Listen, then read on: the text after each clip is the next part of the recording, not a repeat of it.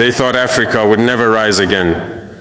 But look now, the empire that once ruled us is crumbling under its own greed. Welcome to AfriGlobal 24, your trusted source for breaking news, deep insights, and stories shaping Africa and the world. Stay informed, stay connected, and experience the news that matters. Right here, 24/7. For more than a century, the tricolor flag of France waved proudly across the African continent. From Dakar to Djibouti, from Algiers to Antananarivo, Paris ruled through power, persuasion, and profit. But now, that empire is crumbling. Across the Sahel, from Mali to Burkina Faso, a new wind is blowing. One that carries the voice of resistance, of unity, of a people reclaiming their destiny. This is the story of the end of French control in Africa, how centuries of domination are collapsing before our eyes, and how a new Africa is rising from the ashes of colonial legacy. Even after the colonial flags came down in the 1960s, France never truly left Africa. It merely changed its methods.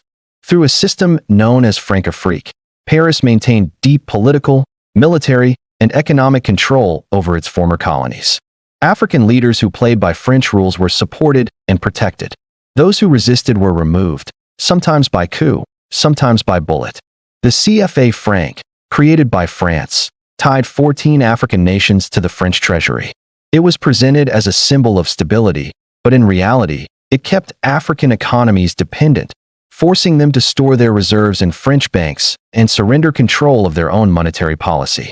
French troops were stationed across the continent, in Mali, Chad, Niger, Senegal, Côte d'Ivoire, supposedly to maintain peace. But to many Africans, those soldiers represented something else. The shadow of empire that never left. By the early 21st century, the illusion began to fade. Younger generations started asking the questions their parents were too afraid to voice. Why are we still using the colonizers' currency? Why do French corporations control our mines, our oil, our land? Why do our leaders bow to Paris while our people live in poverty? The answers were uncomfortable and explosive. When France intervened militarily in Mali in 2013 with Operation Serval, it was celebrated as a victory against terrorism. But a decade later, Mali was still unstable, its people still poor, and resentment against France had reached its breaking point. The war on terror, many realized, had become a war for influence. Across the Sahel, young Africans took to the streets waving not French flags, but Russian, Burkinabe, Malian, and Pan-African ones. The message was clear: France, get out. The chain reaction began in Mali, 2020. Colonel Assimi Goïta led a coup that overthrew President Ibrahim Boubacar Keïta, a longtime ally of France. Goïta accused the government of corruption and failure, but underneath it all was something deeper: a rejection of French control. Soon after, French troops were expelled. The French ambassador was told to leave. Mali suspended cooperation with Paris and turned toward new partners: Russia, China, and other non-Western allies. Then came Burkina Faso, 2022.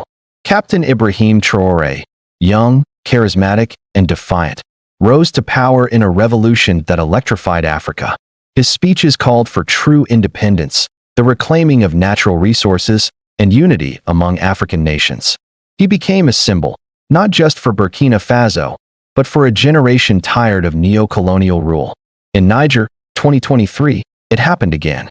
General Abdourahmane Tiani ousted the pro-Western government, accused of serving foreign interests.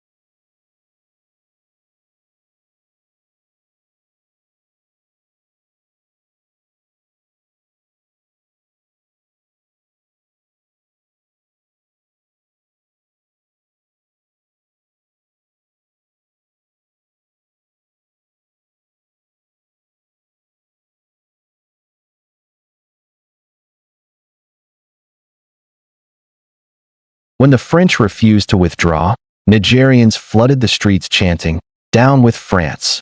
Within months, France pulled out its troops and closed its embassy, a humiliation unthinkable a decade earlier. 3 countries, Mali, Burkina Faso, and Niger, once pillars of French influence, had now rejected it completely. They formed the Alliance of Sahel States, AES, a mutual defense pact and political union. Their message was historic. Africa's new dawn would no longer be written in Paris. In the halls of power in Paris, alarm bells rang. President Emmanuel Macron, once seen as a new voice for diplomacy, found himself confronting an African rebellion unlike any before. His speeches shifted from confident to defensive. He accused Russia of spreading anti-French propaganda. But the truth was more uncomfortable. The propaganda wasn't what drove Africans away. Reality did. Decades of resource exploitation, political manipulation, and disrespect had eroded France's moral standing.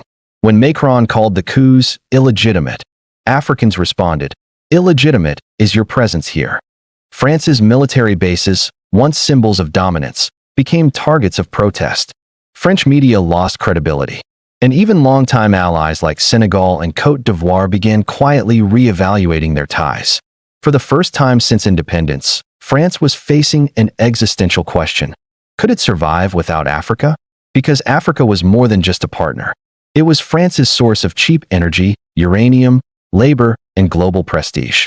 Losing it meant losing the empire's last shadow. As France stumbled, Africa began to reorganize itself. Across the continent, leaders and thinkers called for a new era of sovereignty, one rooted in Pan-Africanism, self-reliance, and cooperation beyond Western control. Figures like Professor P. L. O. Lumumba, the fiery Kenyan Pan-Africanist, became the intellectual backbone of this movement. In his speeches, he declared, "Africa must rise, not as a collection of dependent states, but as a united people reclaiming their destiny." Countries began exploring alternatives. Russia offered security support without the political conditions of the West. China invested in infrastructure and trade. BRICS, the Global South's power bloc, opened its doors to African nations seeking financial independence. In 2025, Burkina Faso, Mali, and Niger announced plans to launch a joint currency to replace the CFA franc, a symbolic and economic blow to French influence. They began training joint military forces, coordinating diplomacy, and even discussing a future federation, something that echoes the dreams of Kwame Nkrumah, the father of Pan-African unity. The tide was turning.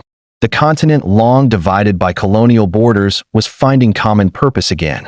But even as France's grip weakened, the battle wasn't over. Western media began painting the Sahel's new leaders as military dictators, Russian puppets, or threats to democracy. Yet for millions of Africans, these leaders represented something long missing: courage. Courage to defy a system that had treated them as subjects, not equals. For decades, Western governments preached democracy while supporting dictators who served their interests.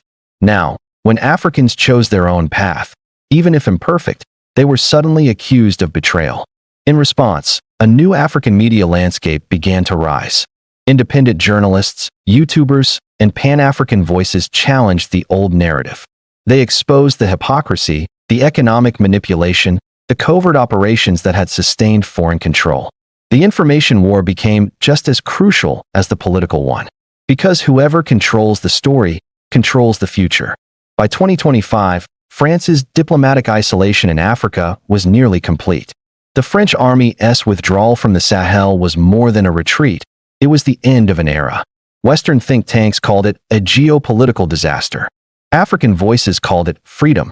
Macron's administration scrambled to maintain influence through trade, aid, and diplomacy. But every move seemed to backfire. When France warned about foreign interference, Africans asked, "And what was your interference for 60 years?" When it offered partnership, Africans replied, "Partnership requires equality." And when it claimed to defend democracy, they pointed to decades of French-backed coups, resource theft, and economic subjugation. The truth was clear. The West feared not chaos, but independence. Because an independent Africa, united, resource-rich, and self-conscious, would no longer need Europe.